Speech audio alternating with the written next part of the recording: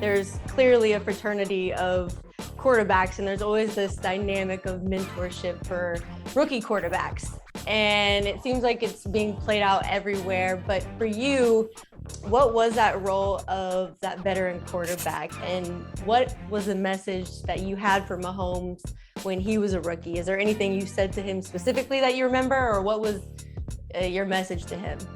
Yeah, I mean, it is funny. It is a hot topic, especially with rookie quarterbacks. Mm-hmm. You know, these teams invest so much into them, trading up.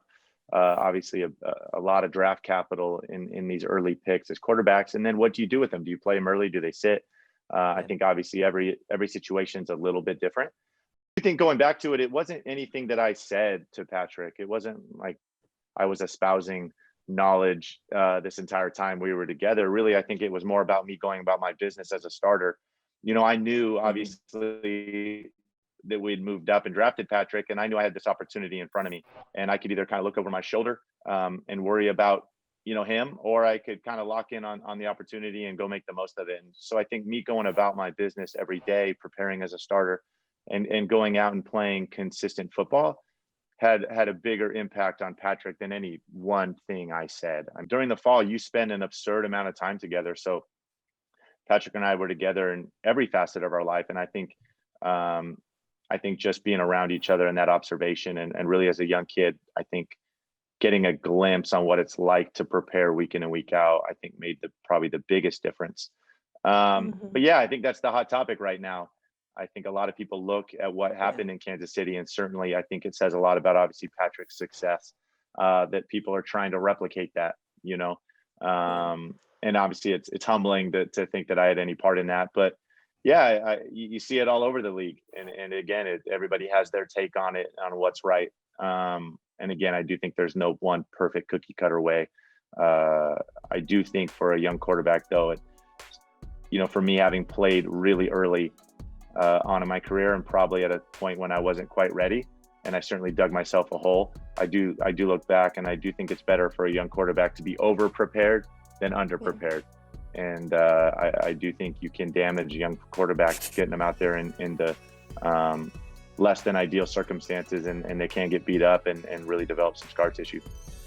You mentioned scar tissue from your earlier years. How important is that playing experience as a rookie quarterback? And then where's the line between making mistakes and learning from them and not actually letting those rattle your confidence as a rookie quarterback? Yeah, it's such a fine line. And I think you got to try to find that balance. Certainly mistakes are going to happen, and you got to be able to get over them and be mentally tough to kind of withstand that. But at the same point, if it's so bad and the pieces around you and the opportunity is I think so stacked against you that you really can dig yourself a really big hole. I mean, that is perception is reality. And I think that, the media does have a big impact on these guys, whether they like to say it or not. I know it did on me as a young player, and I certainly was that. I felt like after my rookie year, I dug myself into this enormous hole, and it took me years to get out of. That kind of, I think, self-doubt that you build up, for me, constantly worrying about other people's validation. Those were things that I definitely struggled with for a few years. And I think my rookie year struggles had a lot to do with that, no doubt.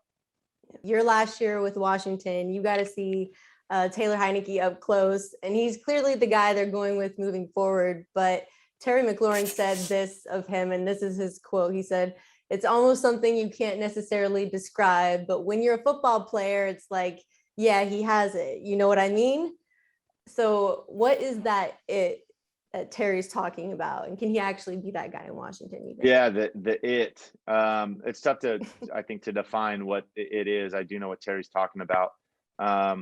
It's funny, playing in the NFL is really hard, and playing quarterback is maybe one of the toughest things to do in sports. And to sit in that pocket, to process everything that you have to process, the preparation that comes with it, the mindset, and to stand in there and play as fast as it is, and to be decisive and confident, and to let it loose. I think it takes a lot of different variables, and I think Taylor has them.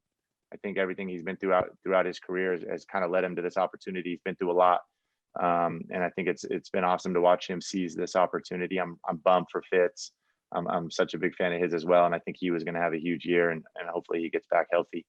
But I do think Taylor is ready for this.